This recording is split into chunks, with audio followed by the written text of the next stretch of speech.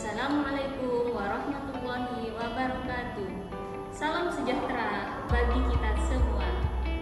Perkenalkan, kami dari kelompok PPL SNPN 13 Malang. Saya Linawati akan mempresentasikan hasil kerja kelompok kami, yakni menganalisis asesmen di ruang kelas.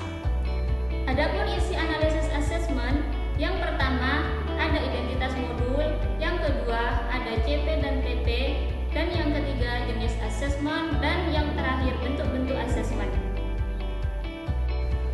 Identitas modul yang kami analisis yakni pada mata pelajaran IPA tentang usaha dan energi, yakni pada kelas 8 fase D. Adapun capaian pembelajarannya, yakni pada akhir fase D, peserta didik mampu memahami hubungan konsep usaha dan energi termasuk pesawat sederhana. Adapun tujuan dari pembelajarannya, yang pertama, setelah mengikuti kegiatan pembelajaran, peserta didik diharapkan mampu untuk menyebutkan sumber energi terbarukan yang dapat digunakan di Indonesia dengan tepat. Dan yang kedua, yakni peserta didik mampu menjelaskan manfaat energi terbarukan dalam kehidupan sehari-hari dengan benar. Kemudian yang ketiga, melalui pengerjaan LKPD, peserta didik mampu menghitung besar energi potensial, energi kinetik, dan energi mekanik dengan benar dan teliti. Perkenalkan, nama saya Putri Oktawardani akan menjelaskan tentang jenis dan bentuk asesmen dari modul ini. Yang pertama, jenis asesmen. Asesmen yang kami gunakan adalah asesmen formatif dan asesmen sumatif. Bentuknya yaitu soal tertulis, proyek, dan unjuk kerja. Bentuk asesmen yang digunakan yaitu asesmen formatif. Yang pertama, diagnostik berbentuk 5 soal. Penilaian formatif yaitu bentuknya hasil LKPD, 2 soal evaluasi, lembar observasi keterampilan dan observasi sikap. Yang terakhir, penilaian sumatif yaitu 10 soal uraian. Oke, baik, selanjutnya saya Nida akan melanjutkan. Pertanyaan yang selanjutnya adalah pada bagian mana dari asesmen tersebut yang menunjukkan kesesuaian antara perlunya mempertimbangkan aspek lingkungan, budaya, dan karakteristik peserta didik.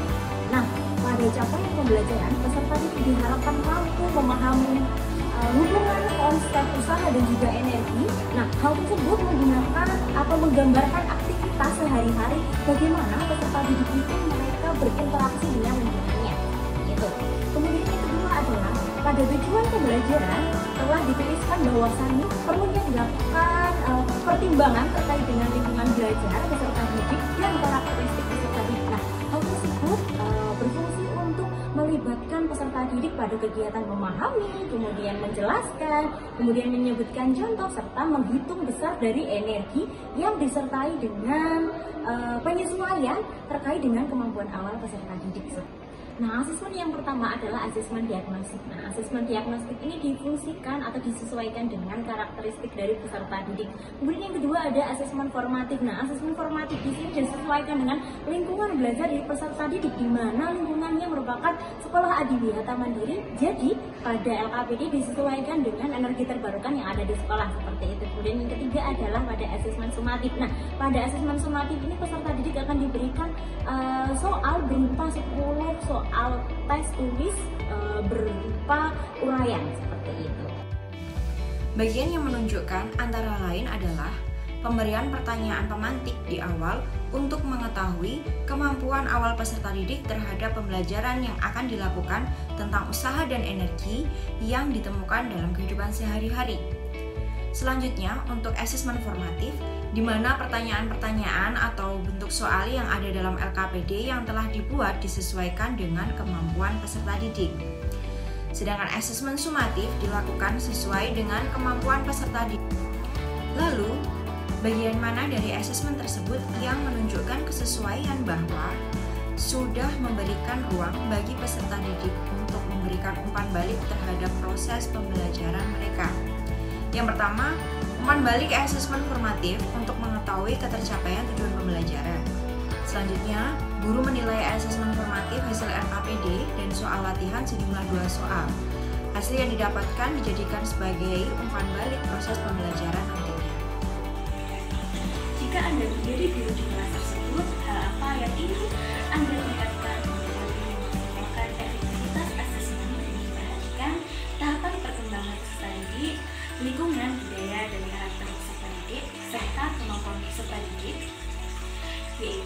Pada peserta didik ABK diberikan penilaian tersendiri dalam bentuk tes lisan.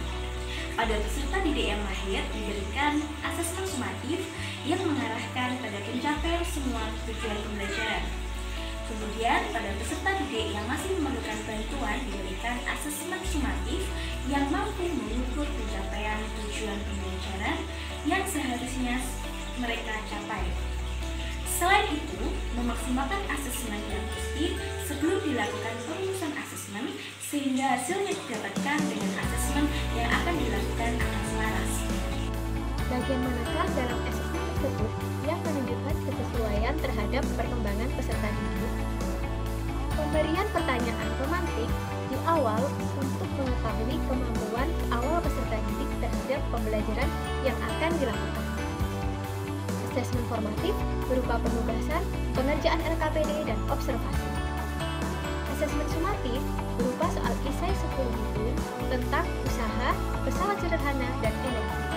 Jika Anda menjadi guru di kelas tersebut, hal apa yang ingin Anda tingkatkan untuk lebih memaksimalkan efektivitas asesmen dengan memperhatikan tahapan perkembangan peserta didik, lingkungan budaya, dan karakter peserta didik, serta kemampuan peserta didik? Pada peserta didik ABK diberikan penilaian tersendiri dalam bentuk tes lisan. Peserta yang mahir diberikan asesmen sumatif yang mengarahkan pada pencapaian semua tujuan pembelajaran. Peserta didik yang masih memerlukan bantuan diberikan asesmen sumatif yang mampu mengukur pencapaian tujuan pembelajaran yang seharusnya mereka capai. Selain itu, memaksimalkan asesmen diagnostik sebelum dilakukan perumusan asesmen sehingga hasil yang didapatkan dengan asesmen yang akan dilakukan menjadi selaras.